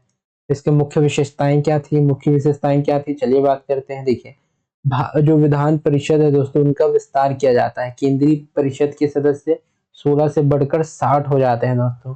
जो वायसराय के जो परिषद है यानी केंद्रीय परिषद में, तो सॉरी ये विधान परिषद की बात की गई है, I am really sorry. Vidhan Parishad की जो विस्तार है केंद्रीय परिषद के 16 से बढ़कर 60 किए गए थे, और प्रांतीय परिषद में भी सदस्य की संख्या में बढ़ोतरी हुई थी। विभिन्न राज्यों में भिन्न भिन्न थे, वेरी करता था ये।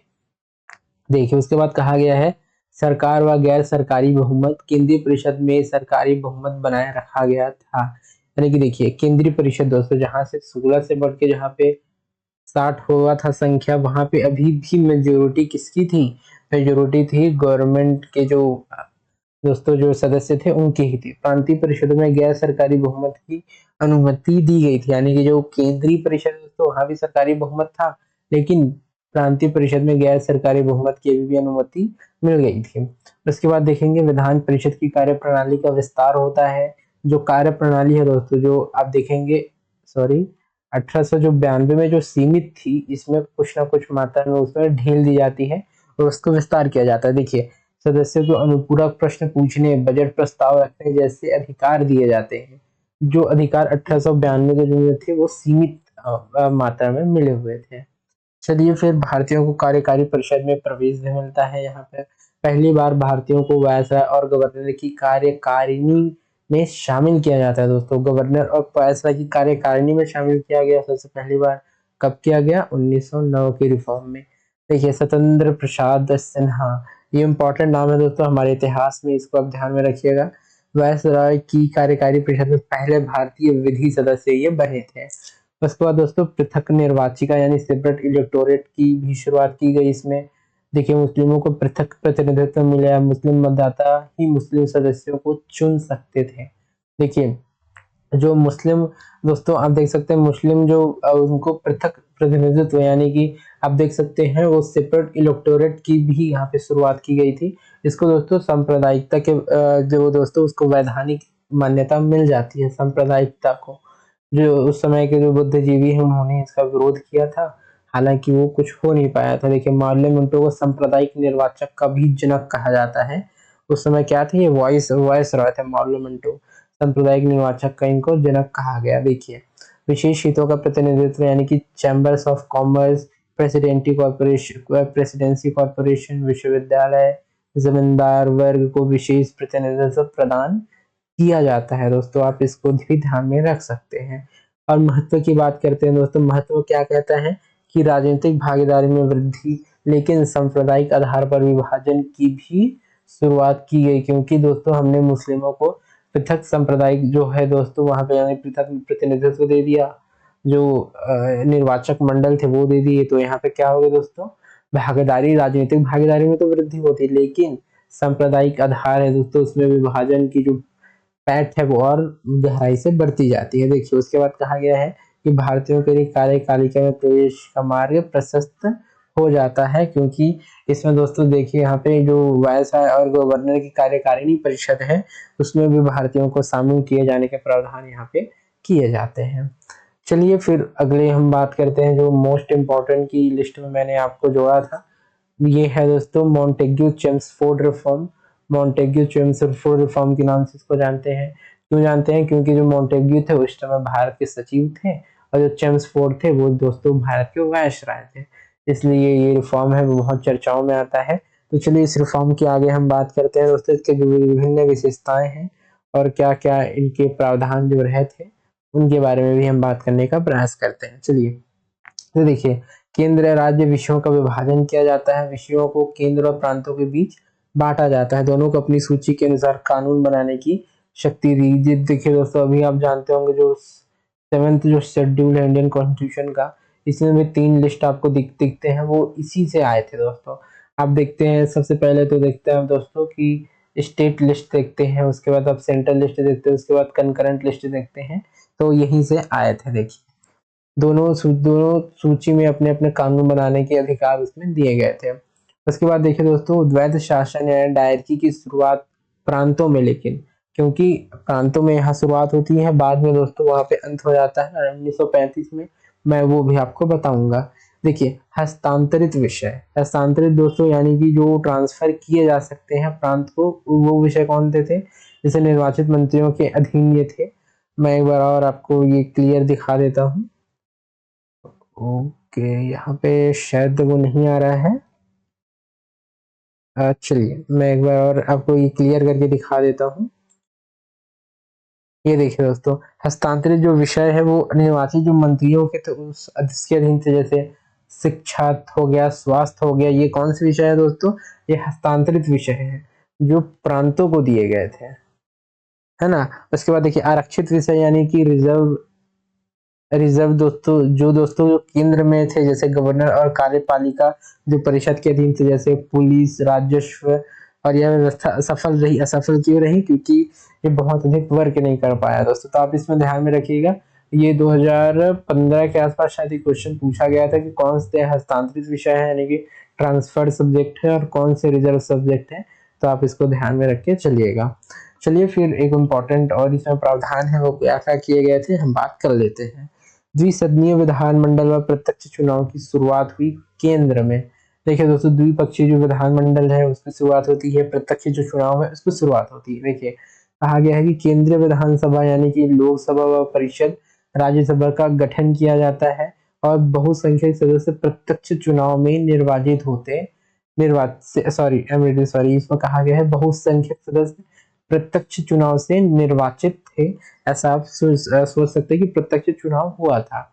उसके बाद देखिए दोस्तों वायसराय की कार्यकारी परिषद में भारतीय सदस्य कुल 6 में से 3 सदस्य भारतीय थे, कमांडर इन चीफ को छोड़कर। नहीं, जो कमांडर इन चीफ था वो तो ब्रिटिशर्स था, लेकिन जो और वायसराय की कार्यकारी परिषद थे उसमें जो 6 जो सदस्य दोस्तों 3 तो इंडियंस ही होंगे, ऐसा यहाँ पे प्रावधान किया गया था, लेकिन जो कमांडर इन चीफ होगा दोस्तों वो ब्रिटिशर्स ही होने थे।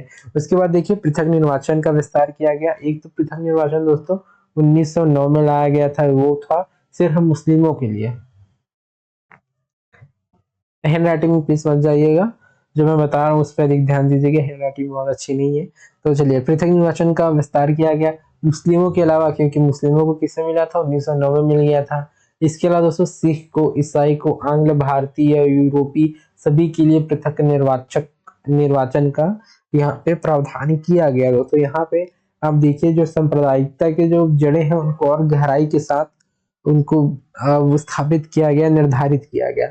इसके बाद देखिए दोस्तों सीमित मताधिकार, संपत्ति, शिक्षा, कर के आधार पर मताधिकार वो है वो निर्धारित किए जाते हैं।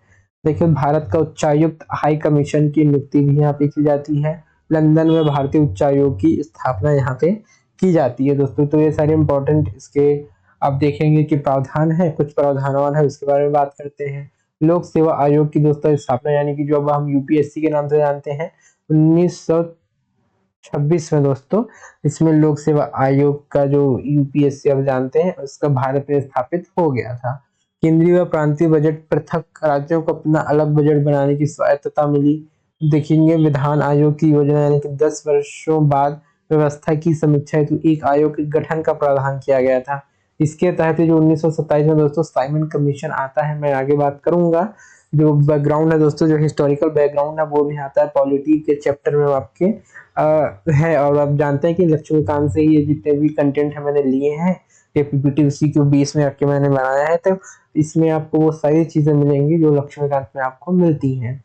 तो दोस्तों देखिए दोस्तों, 10 वर्षों बाद व्यवस्था की समीक्षा हेतु एक आयोग का गठन किया गया और आयोग 1927 में आ जाता है चर्चा में। किस नाम से आता है? साइमन कमीशन के नाम से। उसको आप देखेंगे। एक और दोस्तों, एक मैं शायद मैं भूल गया बताना, मैं आपको एक और बता देता हूँ दोस्तों। जो 1919 का ही जो एक्ट था उसमें ही सबसे पहले भारत में भी एग्जाम करने की जो प्रक्रिया है, यानी कि पहले तो एग्जाम केवल और केवल लंदन में होते थे, लेकिन अब दोस्तों एग्जाम होने लगे आपके भारत के अंदर भी। और सबसे पहले दोस्तों इलाहाबाद, जहाँ अगर मैं गलत नहीं हूँ तो इलाहाबाद ही होगा, क्योंकि ये फैक्ट शायद मैं ध्यान में रखना भूल गया, लेकिन इलाहाबाद ही है दोस्तों। आप प्लीज इसको क्रॉस करेक्ट कर लीजिएगा, करेक्शन कि इलाहाबाद ही है शायद। 1922 के आसपास पहला एग्जाम सेंटर यहाँ पे बनाया था, लेकिन यूपीएससी का गठन तो 1926 के आसपास ही हुआ था। चलिए इसके महत्व के बारे में बात करते हैं। यह अधिनियम संवैधानिक सुधारों की दिशा में अग्रगामी कदम था। मैंने आपको बताया जो क्या क्या संवैधानिक सुधार इसमें किए गए, खासकर दोस्तों 1909 और 1919 है वो इम्पोर्टेंट है दोस्तों भारतीय संवैधानिक सुधार के इतिहास में। 1919 से ज्यादा विस्तृत है, 1909 से ज्यादा विस्तृत है दोस्तों 1919 का अधिनियम, तो आप इसको ध्यान में रखेंगे। देखिए, परंतु भारतीय नेताओं ने अपेक्षाओं पर खरा नहीं उतरा था। देखिए, संवैधानिक सुधारों के इतिहास में अग्रगामी तो था, लेकिन उस समय जो भारतीय नेताओं थे उसके अपेक्षाओं पर एक खरा नहीं उतर पाया था। चलिए अब देखते हैं दोस्तों, जो साइमन कमीशन आया था उसके बारे में बात करते हैं। 1927 में है, हालांकि आप इसको पढ़े होंगे। इसका गठन कब किया जाता है? नवंबर 1927 में किया जाता है। इसके अध्यक्ष कौन होते हैं? सर जॉन साइमन होते हैं। सदस्य कितने होते हैं दोस्तों? 7 सदस्य होते हैं और सभी सदस्य ब्रिटिशर्स होते हैं। यही विवाद का कारण बनता है कि दोस्तों कि यहाँ भारत के लिए रिपोर्ट लाई जा रही है, कमीशन बैठाया जा रहा है, लेकिन एक भी भारतीय उसमें है नहीं। ये उसके जो है उस विवाद का कारण बनता है। चलिए, भारत में संवैधानिक स्थिति का मूल्यांकन करना इसके उद्देश्य में है।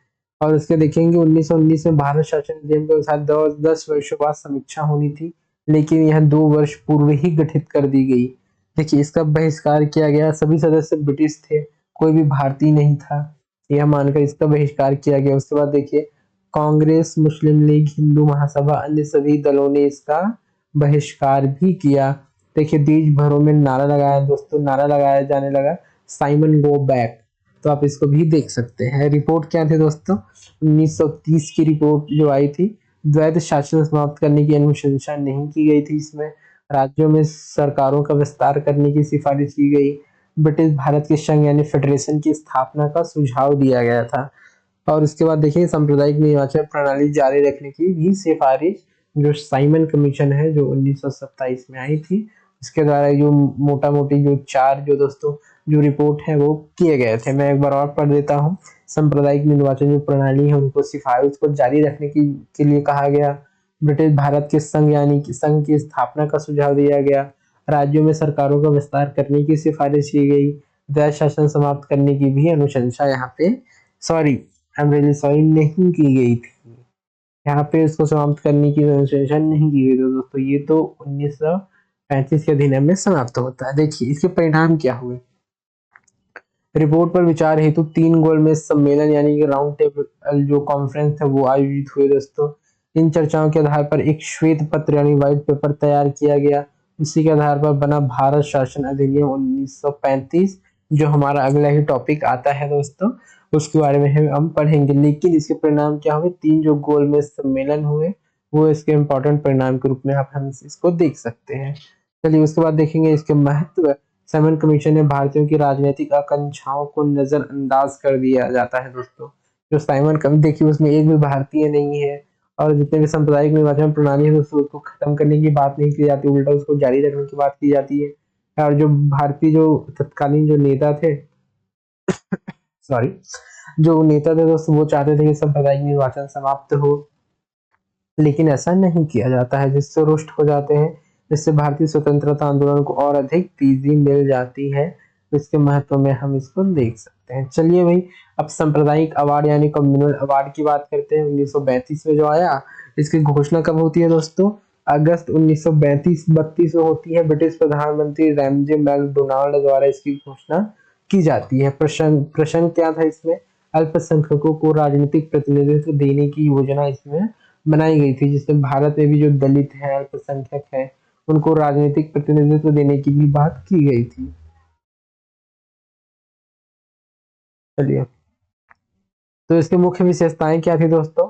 अलग अलग निर्वाचक मंडल देखेंगे, मुस्लिम, सिख, ईसाई, आंग्ल भारतीय, यूरोपीय के सांसद, दलितों, अस्पृश्यों के लिए भी अलग निर्वाचन की व्यवस्था यहाँ पे की गई थी दोस्तों। आप देखेंगे मुस्लिम, सिख, ईसाई, आंग्ल भारतीय, यूरोपीय और जो दलित है दोस्तों उसके भी निर्वाचन की व्यवस्था यहाँ पे अलग, जो सेपरेट इलेक्टोरेट्स हैं उसके भी यहाँ पे बात की गई थी। लेकिन इसमें किसका विरोध आया था? गांधी जी का विरोध आया था, वो भी हम देखेंगे। देखिए, गांधी जी ने इसे हिंदू समाज को विभक्ति करने वाला कदम बताया था। उन्होंने यरवदा जेल पूना में अनशन शुरू कर दिया था दोस्तों। देखिए, अब होता है पूरा समझौता, क्योंकि यरवदा जेल में गांधी जी ने ये अनशन कर दिया। अब जो जो डॉक्टर अम्बेडकर थे वो दलित के जो प्रतिनिधित्व, जो राजनीतिक प्रतिनिधित्व अलग, जो दोस्तों आप मान सकते हैं, जो अलग प्रतिनिधित्व है वो मिले थे जो दलित को उनके पक्ष में थे। तो दोनों के बीच दोस्तों पूरा समझौता होता है। किनकी किनके बीच होता है? गांधी जी और भी डॉक्टर भीमराव अंबेडकर के बीच। दलितों के लिए संयुक्त निर्वाचन मंडल में ही सीट आरक्षण का प्रावधान हुआ, जिससे गांधी जी के अनशन समाप्त हुआ। तो देखिए, दलितों के लिए संयुक्त निर्वाचन मंडल में ही सीट आरक्षण, निर्वाचन मंडल में सीट का आरक्षण किया गया था। उसके बाद देखेंगे, इसके बाद जो गांधी जी का अनशन है जो यरवदा जेल में हुआ था वो समाप्त हो जाता है। इसके महत्व की बात करते हैं दोस्तों। महत्व में आप समझ सकते हैं कि सांप्रदायिक अवार्ड ने सांप्रदायिक प्रतिनिधित्व की नीति को कानूनी वैधता प्रदान की थी। इसके बाद आप देखेंगे, यह भारतीय राजनीति में विभाजन की जड़ बना, क्योंकि दोस्तों इसमें मुस्लिम, सिख, ईसाई और आंग्ल भारतीय जो है, जो यूरोपीय है, और जो दलित हैं, जो अल्पसंख्यक है, उनको के लिए क्या किया? अलग प्रतिनिधित्व किया। उसमें जो विभाजन की जो खाई है दोस्तों, विभाजन की खाई, और तो वो गहरी ही होती जाएगी, कम तो होगी नहीं। इसके बाद देखिए, पूना समझौता ने भारत में आरक्षित सीटों की अवधारणा को भी जन्म दिया। आरक्षित सीट दलितों के लिए रखी गई, तो ये भी इम्पोर्टेंट सेगमेंट बन जाता है। चलिए, एक और मोस्ट इम्पोर्टेंट दोस्तों 2024 में इससे क्वेश्चन आता है, और कहीं ना कहीं दोस्तों 2025 में भी ऐसे क्वेश्चन आते हैं। तो आप देख सकते हैं जो प्री में है वो लगातार इससे क्वेश्चन बनते रहते हैं। तो भारत शासन अधिनियम दोस्तों, भारत शासन अधिनियम के बारे में चलिए हम देखते हैं। प्रमुख विशेषताएं क्या है? अखिल भारतीय संघ, ऑल इंडिया फेडरेशन, यानी कि ब्रिटिश भारत देशी रियासतों को मिलकर संघ की परिकल्पना यहाँ पे की जाती है। 3 सूचियां होती हैं दोस्तों, एक होती है संघीय सूची, प्रांतीय सूची और समवर्ती सूची। और संघीय सूची में कितने विषय होते हैं? 59 विषय, प्रांतीय सूची में 54 विषय, और समवर्ती सूची में 36 विषय शामिल किए जाते हैं दोस्तों। आप इसको ध्यान में रख सकते हैं। चलिए, और अवशिष्ट शक्तियां किसके अधीन थी? अवशिष्ट शक्तियां दोस्तों की वायसराय के अधीन रखी गई थी। और सभी देखिए, सॉरी, संघ जो है दोस्तों कभी अस्तित्व में नहीं आया रियासतों के विरोध के कारण। संघ के प्रावधान तो किए जाते हैं, संघ के क्या प्रावधान तो किए जाते हैं 1935 का जो एक्ट है, लेकिन दोस्तों रियासतों के विरोध के कारण ये कभी अस्तित्व में आ ही नहीं पाता। तो आप इसको ध्यान में रखिए, प्रावधान तो किए गए लेकिन अस्तित्व में आता है कि नहीं? संघ अस्तित्व में नहीं आया। क्यों नहीं आया? क्योंकि रियासतों द्वारा उसका विरोध किया जाता है। चलिए भाई, प्रांतीय स्वायत्तता की शुरुआत हम इसे मान सकते हैं। देखिए, प्रांतीय स्वायत्तता की शुरुआत दोस्तों, प्रांतों में द्वैध शासन समाप्त किया गया। कब स्टार्ट किया गया? 1919 में शुरुआत किया जाता है, लेकिन 1935 में दोस्तों इसको समाप्त किया जाता है। उत्तरदायी सरकार की स्थापना का प्रावधान किया जाता है। गवर्नर को मंत्रियों की सलाह लेनी आवश्यक कर दी जाती है दोस्तों। देखिए लागू 1937, समाप्त 1939, कांग्रेस मंत्रिमंडल के त्यागपत्र के साथ ही इसको समाप्त कर दिया जाता है। चलिए भाई, केंद्रीय द्वैध शासन व्यवस्था यानी डायरकी एट सेंटर, केंद्र में भी स्थानांतरित और आरक्षित विषय की व्यवस्था की जाती है जो कभी लागू नहीं हुई दोस्तों। केंद्रीय द्वैध शासन व्यवस्था, यहाँ भी रियासतों ने विरोध प्रदर्शन किया था, इसके बाद ये लागू नहीं हो पाई थी। देखिए द्विसदनीय विधानमंडल, देखिए दोस्तों अभी तक जो है बहुत सारे राज्यों में, यानी कि उस समय तो 6 राज्यों में जैसे कि बंगाल, बिहार, बम्बई, मद्रास, संयुक्त प्रांत अरब में दोस्तों दो दो द्विसदनीय जो व्यवस्था है वो दोस्तों यहाँ पे आप कह सकते हैं द्विसदनीय विधानमंडल जो है वो चर्चाओं में आई थी। वो कैसे होते थे दोस्तों? विधानसभा होती थी और विधान जो है वो परिषद भी होते थे। तो इस प्रकार आप इसको द्विसदनीय विधानमंडल को आप देख सकते हैं दोस्तों। सॉरी। सांप्रदायिक प्रतिनिधित्व का विस्तार किया जाता है। जो दलित है, महिलाएं हैं, मजदूर वर्ग हैं, अलग निर्वाचक मंडल इनको दे दिया जाता है। मैंने आपको पिछले स्लाइड में बताया कि ये क्या किसका कारण बनता है दोस्तों? ये विभाजन का कारण बनता है। और भारत परिषद, काउंसिल ऑफ इंडिया समाप्त हो जाती है। भारत सचिव को अब सलाहकारी टीम इंग्लैंड में भेज दिया जाता है। देखिए उसके बाद देखिए मताधिकार का विस्तार। अब 10% जनसंख्या को वोट देने का अधिकार मिल जाता है जो पहले बहुत ही सीमित थी। देखिए दोस्तों 1935 में ही क्या किया गया, जो भारतीय रिजर्व बैंक है उसकी स्थापना की गई। और इसकी स्थापना क्यों की जाती है आरबीआई की? क्योंकि दोस्तों एक ऐसी बैंक यानी कि वित्तीय जो संस्था है कि महसूस की गई दोस्तों जो नियंत्रित कर पाए जो मुद्रा है उसको, साख है उसको नियंत्रण हेतु एक आरबीआई यानी कि जो सेंट्रल बैंक है उसका अस्तित्व सामने लाया गया। देखिए उसके बाद कहा गया लोक सेवा आयोगों का गठन, संघीय, प्रांतीय और संयुक्त लोक सेवा आयोग का भी गठन यहाँ पे किया जाता है दोस्तों। संघीय न्यायपालिका की स्थापना 1937, उच्चतम न्यायिक संस्था यानी कि आप सुप्रीम कोर्ट का भी उस समय आप इसको देख सकते हैं कि संघीय न्यायपालिका की स्थापना का भी प्रावधान उसमें था दोस्तों। इसके बाद आप देखेंगे यह अधिनियम भारत में संविधान निर्माण की दिशा में आधारशिला बना। इस अधिनियम के ढांचे पर भी 1947 से 50 के दौरान शासन किया जब तक भारतीय संविधान लागू नहीं हो जाता। जब जब देखे दोस्तों संविधान बना बाद में लागू हुआ, लेकिन उसके पहले जो 1935 के ही जो भारत शासन अधिनियम था उसी के आधार पर शासन होता रहा था। चलिए तो हम अपने लास्ट कुछ एक्ट की ओर है दोस्तों। हमने शुरुआत किया था 1774 से लेके सॉरी 73 से लेके अब हम दोस्तों 1947 तक हैं। तो हमने लगभग इसके बीच हमने दोस्तों देखिए 1774 और 1784, 1833, 1813, 1853, 58 और 1861, 1892, 18 सॉरी 1909, 1919, 1935 हमने लगभग दोस्तों 10 से 11 एक्टर हमने चर्चा कर लिए और वो भी विथ शॉर्ट नोट्स। ये नोट्स आपको मैं अवॉइड प्रोवाइड कर दूंगा पीपीटी दोस्तों आपके मेरे टेलीग्राम चैनल में। प्लीज आप उससे जुड़ जाइए ताकि आपको वहाँ पे पीपीटीज हैं वो और जो बाकी अपडेट्स हैं यानी कि मेरे चैनल की जो लिंक है वहाँ आपको मिल जाएंगे दोस्तों। लिंक ऐसे भी आपको डिस्क्रिप्शन में वहाँ मिल जाएगा। चलिए तो जो इम्पोर्टेंट और है कुछ एक्ट उसके बारे में हम और बात करते हैं। तो चलिए देखिए 1947 का एक्ट आता है दोस्तों भारतीय स्वतंत्रता अधिनियम इंडियन जो फ्रीडम एक्ट आता है 1947। देखिए ये कब लागू 15 अगस्त 1947 में। इसका आधार होता है माउंट बेटन योजना, हम इसको बोल सकते हैं इसके आधार के रूप में। इसमें विशेषताएं क्या है दोस्तों? ब्रिटिश राज का अंत कर दिया जाता है। 15 अगस्त 1947 को भारत को स्वतंत्र और संप्रभु राष्ट्र घोषित किया जाता है। भारत का विभाजन दोस्तों दो डोमिनियन राष्ट्र बनते हैं, एक बनता है भारत, दूसरा बनता है पाकिस्तान। दोनों को ब्रिटिश राष्ट्रमंडल छोड़ने की स्वतंत्रता दी गई थी, हालांकि भारत ने एक्सेप्ट किया था। वायसराय का पद समाप्त किया जाता है दोस्तों। अब गवर्नर जनरल की नियुक्ति दोनों देशों की कैबिनेट की सलाह पर किया गया। ब्रिटिश भारत का कोई हस्तक्षेप अब नहीं रहा। यानी कि दोस्तों अब जान सकते हैं जो ब्रिटिश सरकार थी यानी कि जो क्राउन था उसके जो कोई भी हस्तक्षेप या इंटरफेरेंस है दोस्तों अब वो खत्म हो गई थी। उसके बाद देखिए दोस्तों इसमें इसके बाद कहा गया है कि जो गवर्नर जनरल है दोस्तों उसके नियुक्ति दोनों देश हैं, दोनों देश अपने जो विवेक है या उनके विधायी जो कैबिनेट की सलाह है उन पे वो करेंगे। तो चलिए हम आगे बात करते हैं दोस्तों। इसके अगले क्या प्रावधान थे?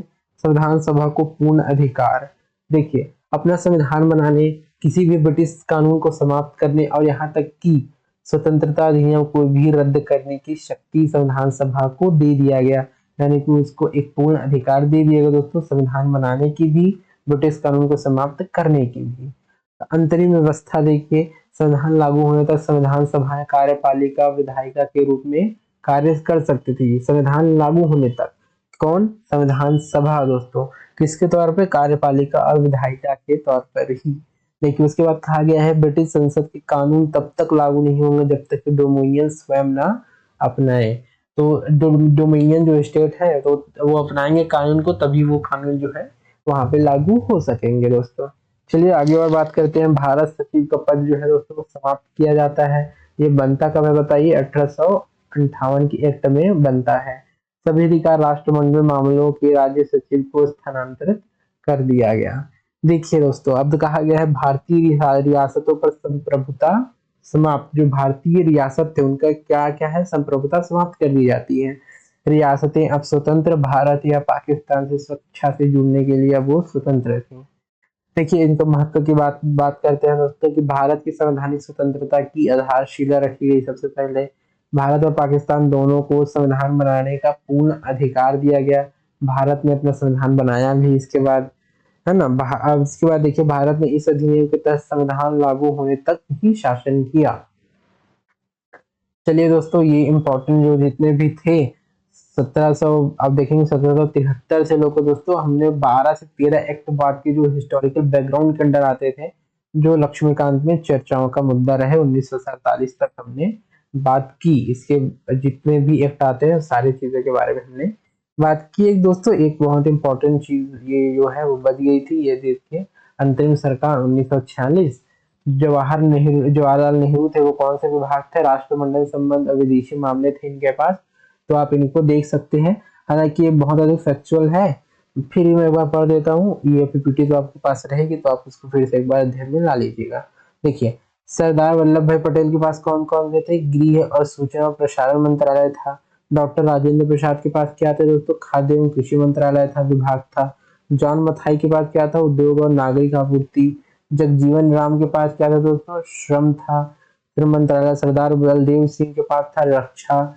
इस प्रकार देखते हो दोस्तों, आसफ अली के पास मैं इंपॉर्टेंट बता देता हूँ, रेलवे एवं परिवहन। सिराज गोपालाचारी के पास शिक्षा एवं कला। इसको देखो दोस्तों, गजनफर अली खान के पास स्वास्थ्य थे। देखिए, इसके बाद कहा गया है कि स्वतंत्र भारत का पहला जब मंत्रिमंडल आता है, ये तो अंतरिम सरकार का था। जो कौन बनती है दोस्तों? उसकी जो संविधान सभा बनती है। लेकिन जो भारत स्वतंत्र भारत का पहला मंत्रिमंडल आता है उसमें क्या था? देखिए, जो जवाहरलाल नेहरू है वो प्रधानमंत्री थे। राष्ट्रमंडल और विदेशी मामले वैज्ञानिक शोध विभाग उनके पास था। सरदार वल्लभ भाई पटेल के पास गृह सूचना प्रसारण राज्यों के मामले थे। राजेंद्र प्रसाद के पास दोस्तों खाद्य एवं कृषि थे। और जो दोस्तों मौलाना अबुल कलाम आजाद थे उनके पास शिक्षा था। जॉन मथाई के पास रेलवे परिवहन थे। और आर के पशमुगन शेट्टी के पास विधि थे। तो आप इसको देख सकते हैं, मोस्टली ये फैक्चुअल चीजें ही हैं। मैंने आपको जो कॉन्सेप्चुअल चीजें हैं वो बताने का प्रयास किया था। और देखिए दोस्तों, 1873 से लेके 1773 से लेकर 1943 तक मैंने आपके जितने भी हिस्टोरिकल बैकग्राउंड थे दोस्तों, सभी के बारे में मैंने आपसे बात करने की कोशिश की। और सभी को जितने संक्षेप में हो सकता है और सारे दोस्तों चीजों, सारे डायमेंशंस के बारे में भी मैंने आपसे सभी से बात करने की कोशिश की। एक एक जो पक्ष हो सकते हैं मान्यूट तरीके से भी मैंने अपनी तरफ से बताने का प्रयास किया। लेकिन फिर भी अगर कुछ चीजें छूट गई होंगी तो प्लीज मुझे कमेंट करिएगा। ये लेक्चर कैसा लगा प्लीज आप बताइएगा। ये चैप्टर 1 था, ऐतिहासिक पृष्ठभूमि था, ये हिस्टोरिकल बैकग्राउंड इसको हम इंग्लिश में कहेंगे। ये दोस्तों एम लक्ष्मीकांत का ही आप देख सकते हैं पीपीटी था। आप उसके बाद देखिए दोस्तों, आराम से मैं जैसा ही फ्री होता हूँ और इस चैनल में आपको ऐसे जो पॉलिटीज के जो दोस्तों पॉलिटी के जो लेक्चर हैं वो आपको मिलते रहेंगे। तो प्लीज चैनल को सब्सक्राइब कीजिएगा, वीडियो लाइक कीजिएगा। वीडियो अगर अच्छा हो गया तो आप प्लीज शेयर कीजिएगा और प्लीज चैनल को सब्सक्राइब कीजिएगा। ऐसे वीडियोज आपके लिए आते रहेंगे। आज के लिए बस इतना ही दोस्तों, चल मिलते हैं और किसी वीडियो में। धन्यवाद, थैंक यू।